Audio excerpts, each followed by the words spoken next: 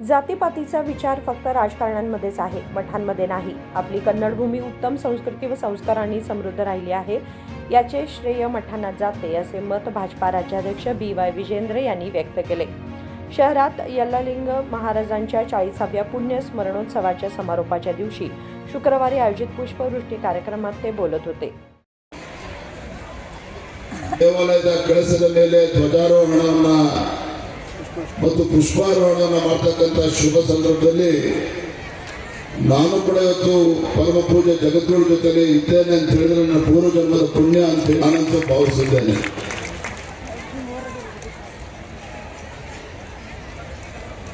ಗುರುವಿನ ಗುಲಾಮನಾಗುವ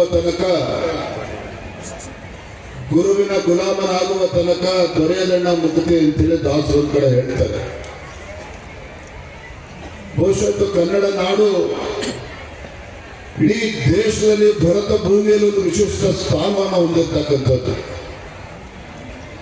ಈ ಕನ್ನಡ ನಾಡು ಭರತ ಭೂಮಿಯಲ್ಲಿ ಒಂದು ವಿಶಿಷ್ಟ ಸ್ಥಾನವನ್ನ ಪಡೆದುಕೊಂಡಿದೆ ಅಂತ ಹೇಳಿದ್ರೆ ಅದಕ್ಕೆ ಕಾರಣ ಈ ನಾಡಿನಲ್ಲಿರ್ತಕ್ಕಂಥ ಜಗದ್ಗುರುಗಳು, ಪರಮ ಪೂಜ್ಯ ಸ್ವಾಮೀಜಿಗಳು ಅನ್ನೋದನ್ನೇ ಸಂದರ್ಭ ಹೇಳಕ್ಕೆ ಇಷ್ಟಪಡ್ತೇನೆ.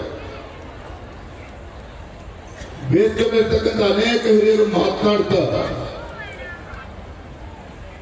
ಸದ್ಗುರು ಯಲ್ಲಾಲಿಂಗ ಮಹಾಪ್ರಭುಗಳವರ ಮಹಿಮೆಯನ್ನ, ಹಿಂದಿನ ಪರಮ ಪೂಜ್ಯರ ಬಗ್ಗೆ,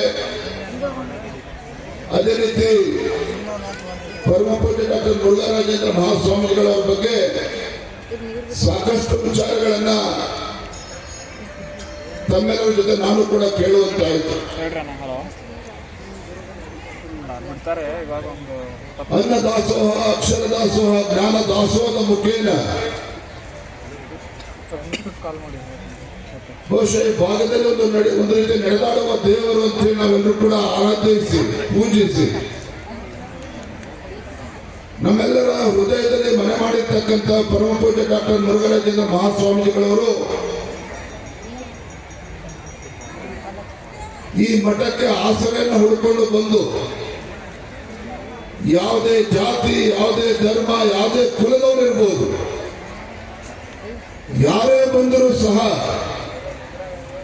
ಅವನು ಯಾರು ಯಾವ ಜಾತಿ ಅಂತ ಹೇಳಿ ಲೆಕ್ಕಿಸದೆ ಇವನಾರವ ಎನ್ನದೆ ಇವ ನಮ್ಮವ ಇರ್ತಕ್ಕಂಥ ಅಣ್ಣ ಬಸವಣ್ಣನವರ 12ನೇ ಶತಮಾನದಲ್ಲಿ ಅಣ್ಣ ಬಸವಣ್ಣನವರ ಕ್ರಾಂತಿಯನ್ನ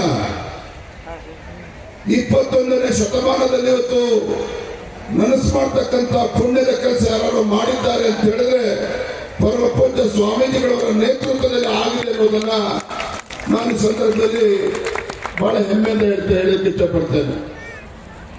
ಆ ಕಾರಣಕ್ಕಾಗಿನೇ ಬಹುಶಃ ನಮ್ಮ ಸ್ನೇಹಿತರು ಮಾತಾಡ್ತಾ ಹೇಳ್ತಾ ಇದ್ರು, ಜಾತ್ರೆನಲ್ಲಿ 3 ದಿನಗಳ ಕಾಲದಲ್ಲಿ ಸುಮಾರು 25 ಲಕ್ಷಕ್ಕೂ ಹೆಚ್ಚು ಭಕ್ತರು ಬಂದಿದ್ದಾರೆ ಅಂತ ಹೇಳಿದ್ರೆ ಬಹುಶಃ ನನಗೇನಾದ್ರು ಆಶ್ಚರ್ಯ ತರ್ತಕ್ಕಂಥ ಸಂಗತಿ ಅಂತ ನನಗೇನು ಅನ್ಸೋದಿಲ್ಲ. ಅಂದ್ರೆ ಆ ರೀತಿ ಸಮಾಜಮುಖಿಯಾಗಿ ಇವತ್ತು ಈ ಪೂಜ್ಯ ಕ್ಷೇತ್ರ ಪರಮ ಪೂಜ್ಯ ಸ್ವಾಮೀಜಿಗಳು ಮಾಡ್ತಾ ಇದ್ದಾರೆ ಅಂತ ಹೇಳಿದ್ರೆ ಇದು ಯಾವ್ದು ಲಕ್ಷ್ಯ, ಇವತ್ತು ಯಾವ್ದು ಕೂಡ ನಾವು ಬೆಲೆ ಕಟ್ಟೋದಕ್ಕೆ ಸಾಧ್ಯ ಇಲ್ಲ.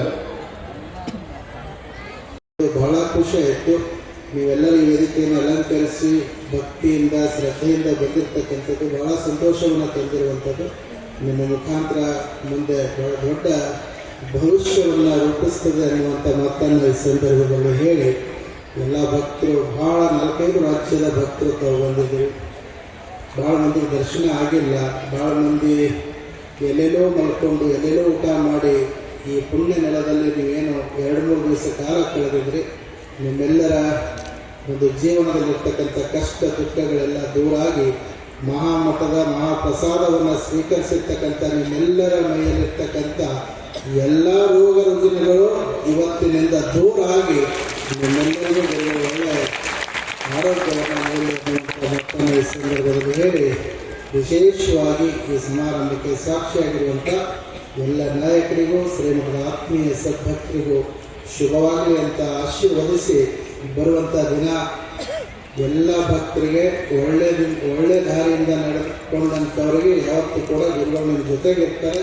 ನೀವು ಯಾರೂ ಕೂಡ ಅಂಜುವಂಥ ಅವಶ್ಯಕತೆ ಇಲ್ಲ.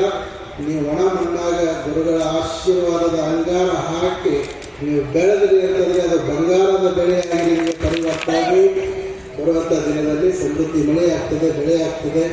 ಭಕ್ತರ ಬಾಳಿನ ಒಂದು ಭವಿಷ್ಯವನ್ನು ಉಜ್ವಲವಾಗಿ ರೂಪಿಸ್ತದೆ ಅನ್ನುವಂಥ ಮಾತನ್ನು ಈ ಸಂದರ್ಭದಲ್ಲಿ ಹೇಳಿ ಕಾರ್ಯಕ್ರಮ ಮುಗಿದ ನಂತರ ಪ್ರಸಾದವನ್ನು ಸ್ವೀಕರಿಸಿ ಓಡಿಗೆ ಹೋಗಬೇಕಾಗಿರ್ತಕ್ಕಂಥವರಿಗೆ ಈ ವೇದಿಕೆ ಮುಖಾಂತರ ಎಲ್ಲರಿಗೂ ಅನುಮತಿಯನ್ನು ನೀಡ್ತಾ ಸೇರಿರುವಂಥ ಸಮಸ್ತ ಶ್ರೀಮಠದ ಎಲ್ಲ ಸದ್ಭಕ್ತರಿಗೆ ಒಳ್ಳೆಯದಾಗಲಿ, ನಿಮ್ಮೆಲ್ಲರಿಗೂ ಗುರುಕೃಪೆ ಇರಲಿ ಅಂತ ಹಾರೈಸಿ ಆಗಮಿಸಿರುವಂಥ ತಮ್ಮೆಲ್ಲರಿಗೂ शुभवागली सर्वजन सुखिनो भवन्तु. या कार्यक्रमात अल्लमप्रभू पाटील, शशिकला जोल्ले, BDCC बँकेचे संचालक रमेश कत्ती यांनी भाषणे केली. तसेच शेगुणशी विरक्त मठाचे महंत प्रभुस्वामी, मुदगलचे महंत शिवयोगी यशवंत गौड पाटील, टिप्पणप्पा कल्लप्पगौड यांनी आपले विचार मांडले. Bureau report KMM Marathi, Belgaum.